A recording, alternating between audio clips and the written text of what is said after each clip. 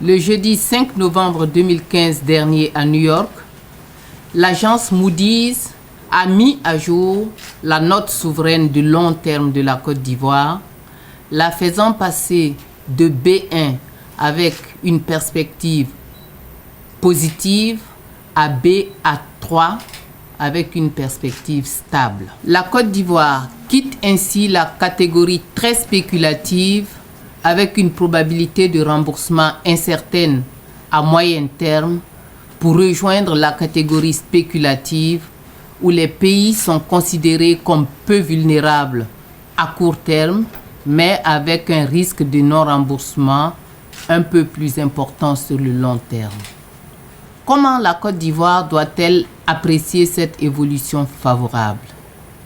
Quelles en sont les retombées? Et quels sont les défis liés à cette avancée notable?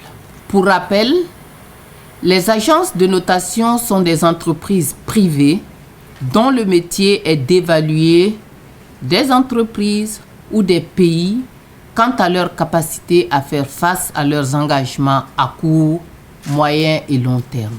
Le pays présente-t-il un profil intéressant pour solliciter des financements sur les marchés internationaux des capitaux? A-t-il la capacité de rembourser à bonne date sa dette? Telles sont les principales questions que ces agences se posent. Elles évaluent ainsi le risque de crédit des États qui cherchent à contracter des prêts ou à émettre des titres à revenus fixes tels que les obligations sur les marchés de capitaux. Il faut indiquer que le secteur de la notation au plan mondial est dominé par 3 agences: Moody's, Standard & Poor's et Fitch Ratings.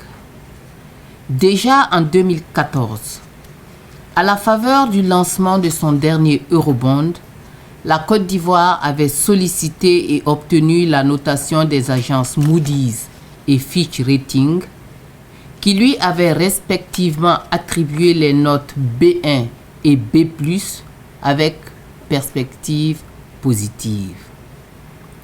Cette notation avait permis à la Côte d'Ivoire de mobiliser sur les marchés internationaux 750 millions de dollars US en 2014 et 1 milliard de dollars US en février 2015. Mais comment procèdent les agences pour attribuer une note? Dans leur processus de notation souveraine, les agences de notation se basent sur une combinaison d'indicateurs qualitatifs et quantitatifs pour se faire une appréciation du risque que représente un pays. Les données utilisées appartiennent généralement à 4 grandes familles. Les performances économiques, qui font état de la capacité d'un pays à générer de la croissance. L'analyse des finances publiques, qui permet de juger la trajectoire et la soutenabilité de la dette du pays. L'analyse des risques externes, afin de mesurer l'intégration et la dépendance du pays vis-à-vis de l'extérieur dans les échanges de biens et de capitaux. Enfin, les perspectives politiques basées sur des indicateurs structurels pour évaluer la flexibilité et la qualité des institutions. Dans la pratique, l'agence mandatée a accès à l'ensemble des documents et des responsables du pays client. Le processus initial, qui traduit la toute première notation du pays, dure plusieurs semaines de contact, quelquefois plusieurs mois, contact et analyse intense, au terme desquels l'agence donne une note définitive. Ce fut le cas de la Côte d'Ivoire en 2014 et c'est le cas chaque 6 mois pour une mise à jour de notre notation. L'agence est totalement libre dans ce processus et le client n'a la moindre possibilité d'empêcher l'agence de publier une révision de la note.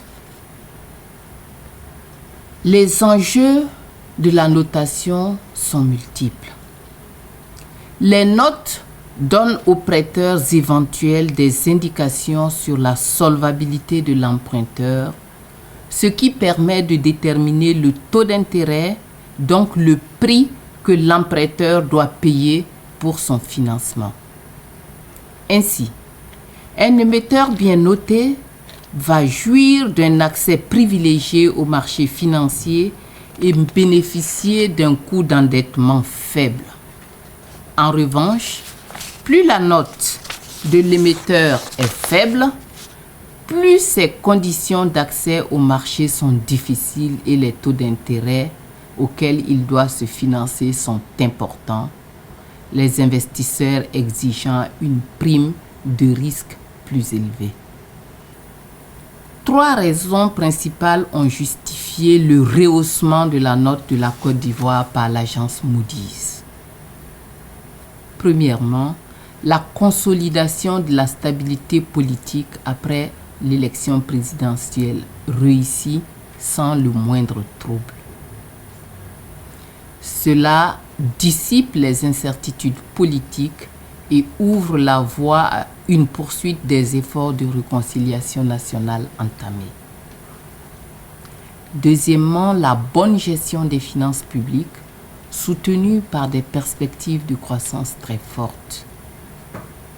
La Côte d'Ivoire a réussi à maintenir un déficit budgétaire faible, tout en augmentant de façon significative les investissements publics. Une amélioration de la mobilisation des recettes fiscales a permis de maintenir un niveau d'endettement très soutenable. Et pour rappel, la dette représente 34,2% du produit intérieur brut en 2012 et elle devrait s'établir, puisque nous ne sommes pas encore à la fin de l'année, elle devrait s'établir à 37,5% à la fin 2015. Troisièmement, l'amélioration de la gouvernance et de la force institutionnelle. Le pays est classé parmi les 10 meilleurs réformateurs pour 2 années consécutives, selon le rapport Doing Business du groupe de la Banque mondiale, et a progressé de 5 places selon le dernier rapport. La Côte d'Ivoire obtient ainsi en 3 années consécutives 30 places dans son classement Doing Business au plan mondial. L'amélioration du climat des affaires a contribué à augmenter l'investissement privé à une prévision de 10,7% du produit intérieur brut en 2015, contre un niveau de 5,6% en 2011. Cette proportion devrait atteindre un minimum de 15% du produit intérieur brut pour l'investissement privé en 2020. En outre, l'agence Moody's indique qu'à moyen terme, 3 facteurs pourraient améliorer la note de la Côte d'Ivoire, à savoir la poursuite des réformes structurelles qui soutiennent la hausse de l'investissement privé, de nouvelles améliorations importantes dans la gouvernance et la compétitivité, enfin, la poursuite de la forte croissance économique avec une bonne maîtrise du niveau d'endettement. Quelles sont les retombées de cette nouvelle importante et les perspectives qu'elle apporte à la Côte d'Ivoire? On se souviendra que depuis son arrivée au pouvoir en 2011, le président de la République, son Excellence M. Alassane Ouattara, a partagé sa vision de faire de la Côte d'Ivoire un pays émergent à l'horizon 2020. Ainsi, sous son leadership, la Côte d'Ivoire a entrepris d'importantes réformes structurelles dont les résultats sont aujourd'hui reconnue par tous. L'on peut citer à ce titre notamment le retour définitif de la paix, de la sécurité et de la stabilité politique, matérialisé par le retour à Abidjan de grandes institutions, Banque africaine de développement, UNESCO, BIT, OIT, Interpol, etc., qui avaient délocalisé leur siège du fait de la crise. Les performances économiques remarquables avec un taux de croissance moyen de 9% sur la période 2012-2014, faisant de la Côte d'Ivoire l'un des pays à plus forte croissance économique au monde sur la période. Le gain de 30 places en 2 ans dans le classement Doing Business de la Banque mondiale, qui évalue l'amélioration du climat des affaires. Par ailleurs, la Côte d'Ivoire est devenue la 8e économie la plus compétitive du continent africain et la 91e au plan mondial, selon Global Competitiveness Report du Forum économique mondial 2015. La Côte d'Ivoire a été classée en tête des 5 meilleures performances sur les 5 dernières années en matière d'amélioration de la gouvernance par la prestigieuse fondation Mo Ibrahim dans son rapport 2015. Enfin, la Côte d'Ivoire est à nouveau éligible à l'AGOA et au programme MCC des États-Unis d'Amérique. La récente révision à la hausse de la notation souveraine de notre pays par l'agence Moody's est donc une reconnaissance du travail abattu par le gouvernement sous la haute autorité du président de la République. Elle indique également que notre pays continue de bénéficier de la confiance des investisseurs internationaux pour son avenir.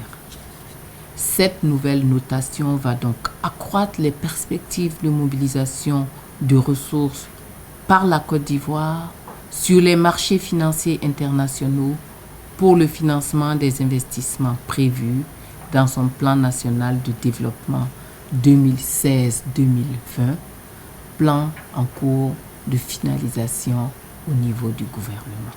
Les 3 facteurs d'amélioration à moyen terme de la notation indiquée par Moody's sont largement pris en compte par le président de la République, son Excellence M. Alassane Ouattara, qui, lors de sa prestation de serment le 3 novembre 2015, a partagé sa vision d'une Côte d'Ivoire nouvelle pour son second mandat. Sur cette base, le président de la République a pris les principaux engagements ci-après. Travailler à consolider la stabilité institutionnelle et sociale. Travailler à améliorer les conditions de vie des populations. Mettre en œuvre des réformes visant à assurer un meilleur partage des fruits de la croissance. Promouvoir une industrialisation basée sur la transformation des produits agricoles pour générer des emplois, notamment pour les jeunes, tant en milieu urbain qu'en milieu rural. Enfin, œuvrer à réduire les distorsions existantes entre les hommes et les femmes, tant dans les secteurs publics que privés. Les perspectives sont donc bonnes et chaque Ivoirien doit s'engager résolument à servir le pays pour un devenir plus reluisant. Tel est l'engagement que le ministère auprès du Premier ministre chargé de l'économie et des finances prend, bien sûr, avec à sa tête le ministre, vision auquel tous nos collaborateurs, bien entendu, adhèrent. Je vous remercie.